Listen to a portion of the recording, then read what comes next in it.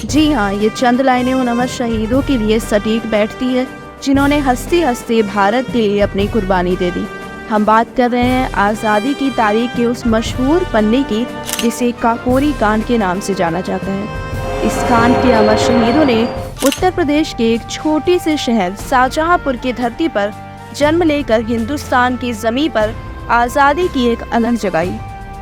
आज़ादी के नायक रहे उन 3 शहीदों का आज बलिदान दिवस है। ये आज़ादी के नायक कोई और नहीं बल्कि राम प्रसाद बिस्मिल, अशफाक उल्लाह खां और रोशन सिंह थे। आज ही की वो मनहूस तारीख थी जब ब्रिटिश सरकार ने आज़ादी के इन तीनों नायकों को फांसी पर चढ़ा दिया था।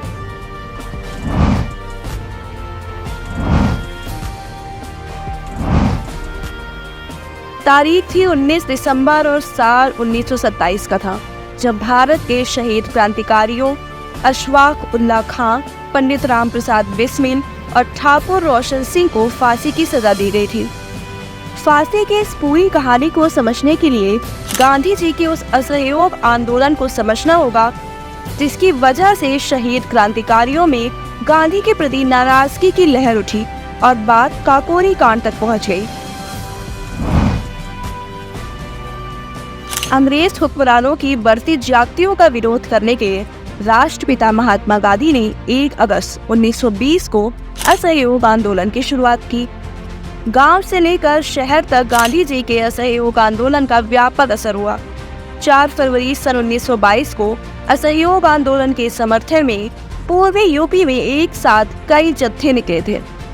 गोरखपुर के चौरी चौरा में पुलिस ने भीड़ को तितर बितर करने के लिए गोली चला दी, जिसमें 10 आंदोलनकारियों की मौत हो गई। गुस्साई भीड़ ने पुलिस थाने पर धावा बोल दिया। थाने में आग लगा दी। दर्जनों पुलिस कर्मियों की जलकर मौत हो गई। चौरी चौरा कांड के बाद गांधी जी ने असहयोग आंदोलन वापस लिया। इससे युवाओं को निराशा हुई। निराश युवकों में राम प्रसाद बिस्मिल और अशफाक भी शामिल थे। गांधी से मोह भंग होने के बाद युवा क्रांतिकारी हिंदुस्तान रिपब्लिक एसोसिएशन पार्टी में शामिल हो गए। इनका मानना था कि स्वतंत्रता के लिए लड़ना होगा। लड़ने के लिए बम, बंदूकों और हथियारों की जरूरत थी। हथियारों की जरूरत पूरी करने के लिए इन युवा क्रांतिकारियों के दिमाग में नए विचार ने जन्म लिया। एक रोज राम प्रसाद बिस्मिल ने शाहजहांपुर से लखनऊ की ओर सफर के दौरान ध्यान दिया कि स्टेशन मास्टर पैसों का थैला गार्ड को देता है, जिसे वो ले जाकर लखनऊ के स्टेशन सुपरिटेंडेंट को देता है। फिर क्या था, बिस्मिल ने तय किया कि इस पैसे को हर हाल में लूटना है। बस यहीं से काकोरी लूट कांड की नींव पड़ी।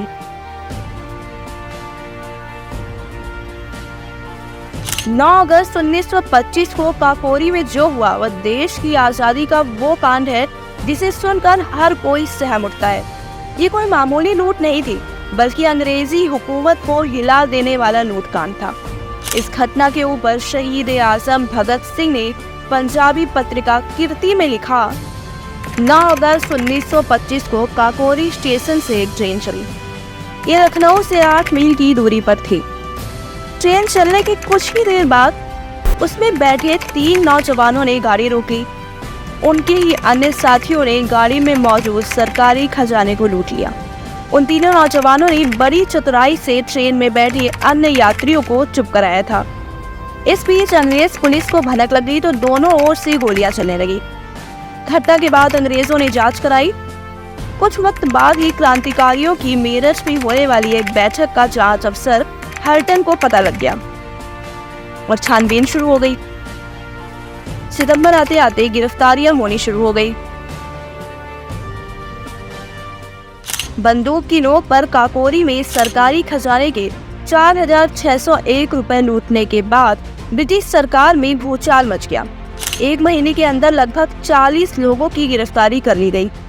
इनमें स्वर्ण सिंह, राम प्रसाद बिस्मिल, अशफाक उल्लाह खान, राजेंद्र लाहिड़ी, दुर्गा भगवती चंद्र वोहरा, रोशन सिंह, सचिंद्र बख्शी, चंद्रशेखर आजाद, विष्णु शरण दुबलिश, केशव चक्रवर्ती, बनवारी लाल, मुकुंदी लाल, सचेंद्र नाथ, सान्याल एवं मनमथनाथ गुप्ता शामिल थे।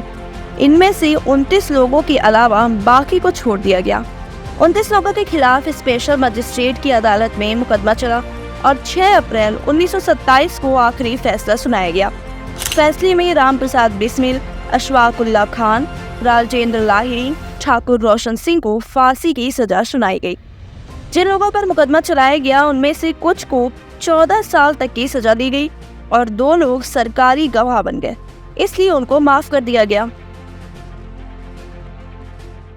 काकोरी कांड में भारत के शहीद क्रांतिकारियों अशफाकुल्लाह खान, पंडित राम प्रसाद बिस्मिल और ठाकुर रोशन सिंह को 19 दिसंबर 1927 को फांसी दे दी गई। तीनों की फांसी की सजा एक ही तारीख पर दी गई थी, लेकिन फांसी के लिए 3 अलग अलग जेल चुनी गई थी।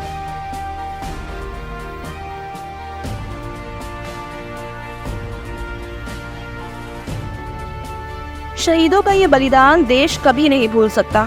अमीर शहीद क्रांतिकारियों की शहादत पर देश को आज भी नाज है। जय हिंद।